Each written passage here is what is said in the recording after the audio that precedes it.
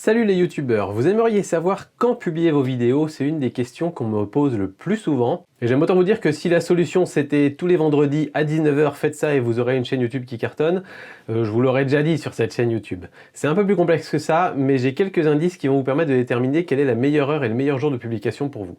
Alors si vous êtes nouveau sur cette chaîne, bienvenue déjà, et si vous êtes youtubeur, si vous avez une chaîne YouTube et que vous cherchez à la développer, à faire en sorte qu'il y ait plus de gens qui voient vos vidéos, vous êtes au bon endroit. Moi je suis Sylvain Lepout, sur la plateforme depuis 2009, j'ai plusieurs chaînes YouTube, et donc ici je donne plein de conseils pour développer sa chaîne, et puis pour avoir une chaîne qui marche durablement et qui vous ressemble surtout.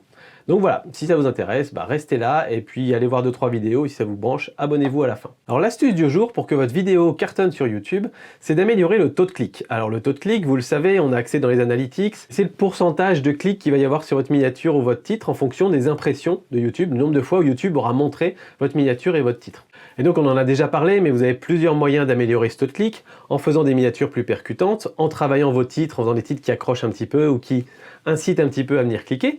Mais il y a aussi un troisième élément qui en fait est super important et dont on n'a pas encore parlé, c'est que vous pouvez, en fonction du jour et de l'heure à laquelle sort votre vidéo, déterminer à peu près face à quelles autres vidéos votre vidéo sera en concurrence. Typiquement, si vous sortez votre vidéo le vendredi soir, c'est le jour où il va y avoir Cyprien, Norman, enfin tous ces gens-là qui sortent leurs vidéos hebdomadaires, et vous avez du coup beaucoup plus de chances que si votre vidéo apparaît à côté de Cyprien et Norman, les premiers clics aillent pour eux.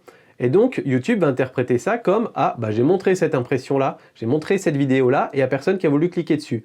Donc on va la faire baisser dans les classements. » Donc là, c'est un exemple d'un moment où l'heure et le jour de publication aura affecté votre taux de clic, indépendamment de si votre miniature ou si votre titre sont bien ou pas. Alors là, c'était qu'un exemple. Cyprien Norman, c'était typiquement si vous faites une chaîne divertissement à base de sketch ou un truc comme ça.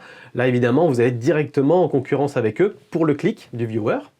Et ça n'empêche, peut-être le viewer va venir voir votre vidéo après, mais il aura fallu que YouTube lui montre 4, 5, 6 fois votre miniature avant que vous cliquiez dessus. Alors on va le dire tout de suite, il y a des outils qui peuvent vous aider à déterminer quelle est la meilleure heure de publication, que ce soit TubeBuddy, vidIQ, Wisdeo, enfin voilà, je les ai tous regardés et j'ai jamais trouvé que les suggestions étaient bonnes, parce qu'en fait ils se basent sur les vues, les interactions et tout, mais sauf que les vues dépendent déjà de votre rythme de publication actuel. Donc en réalité, j'ai jamais trouvé que c'était des bonnes suggestions. Alors ce que vous allez faire, ça va vous prendre un petit peu de temps, mais ça va vous donner des informations très précieuses. Vous allez analyser les abonnements de vos abonnés.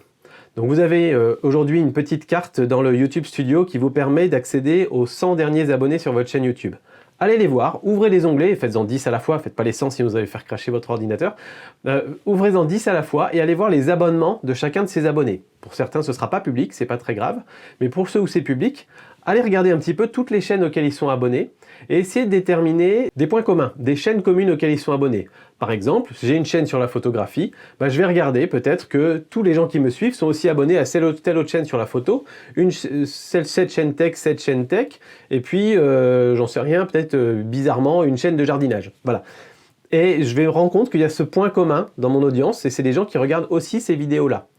Et donc si je vois que lui, il sort une vidéo le dimanche soir, elle sort une vidéo le jeudi soir, machin, il sort une vidéo le mercredi midi, c'est tous des créneaux où moi, si ma chaîne est relativement petite, je vais avoir du mal à émerger face à eux, en fait. On va avoir plus rapidement envie de cliquer sur leur vidéo que sur la mienne. Donc j'ai intérêt à ce moment-là à prendre un autre créneau et à me dire, par exemple, tiens, le lundi, il n'y a personne du lundi jusqu'au mardi soir, je vais me mettre là et ce sera le bon moment pour moi pour qu'il y ait un maximum de clics sur ma vidéo, parce qu'il y a peu de publications dans ce domaine-là à ce moment-là. Donc voilà, faites un mix entre les centres d'intérêt de vos abonnés et également, évidemment, les autres vidéos qui sortent dans votre domaine, sur la photographie ou sur n'importe quel autre domaine.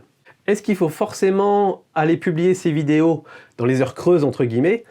Pas toujours, parce que si vous publiez dans les heures creuses, le problème c'est aussi les moments où il y a moins de gens qui sont connectés sur YouTube. Typiquement le lundi ou le mardi, en général il y a un peu moins de monde sur YouTube.